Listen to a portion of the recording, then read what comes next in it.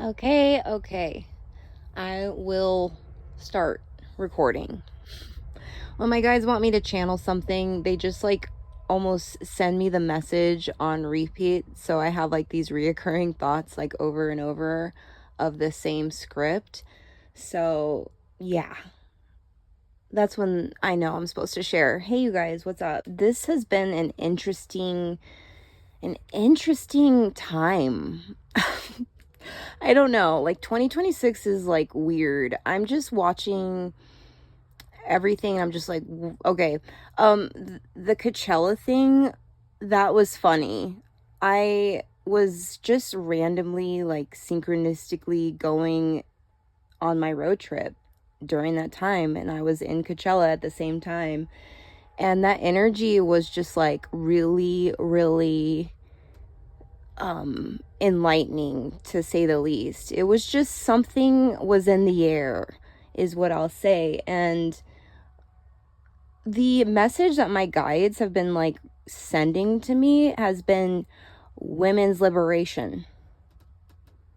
And I really kind of don't want to speak on this subject because I just feel like it's just so sad, like at this time, like at this point. But like, there is something to say. The juxtapose here is that society is sort of teaching this liberation of sorts as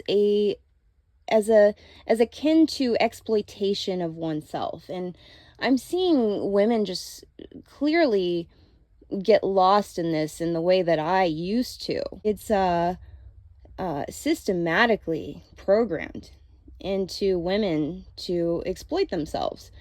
And what I learned was that true liberation, and speaking from as being a woman, like I can literally tell you what makes me feel free, is claiming my body. Yes, you guys are on the right track. Like, this is my body, but it is to be handled with grace. That ease that comes with its own innocence is, its pure essence is beauty, in my belief. And for that to just uphold itself, regardless of whatever, or patriarchy saying, oh, well, it's not valuable unless you do this, or it's degraded because of this, like blah blah blah, all of that goes away. Zoop. And you just uphold the truth of your own experience of what it means to be liberated. A lot of times, I guarantee, it really has nothing to do with sex, like in terms of objectifying yourself or like over exploiting yourself, like selling yourself. It really probably has nothing to do with that. When you really learn to respect yourself, you start to become way more comfortable in your body.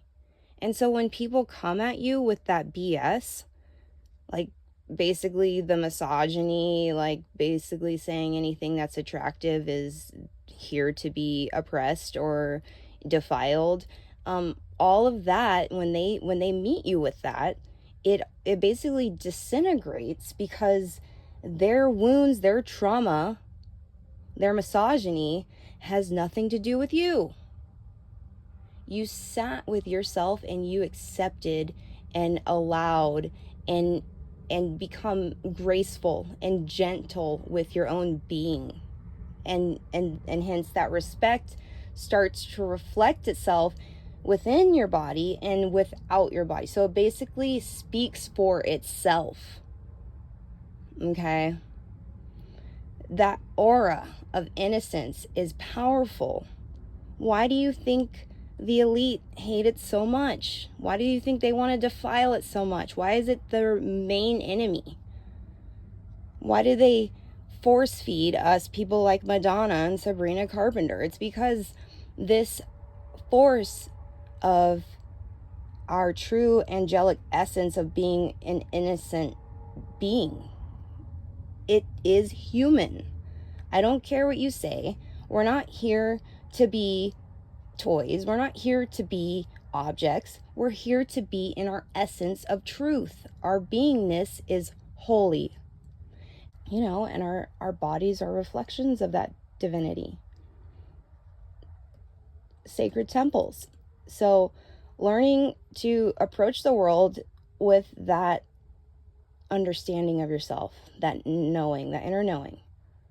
No matter what I'm wearing, no matter what I'm doing in terms of stretching or like being an actual gymnast or whatever society is like, no, you're still here to be exploited. You can just continue to walk with ease and grace, with honor and dignity in your truth. And that is what I call women's liberation.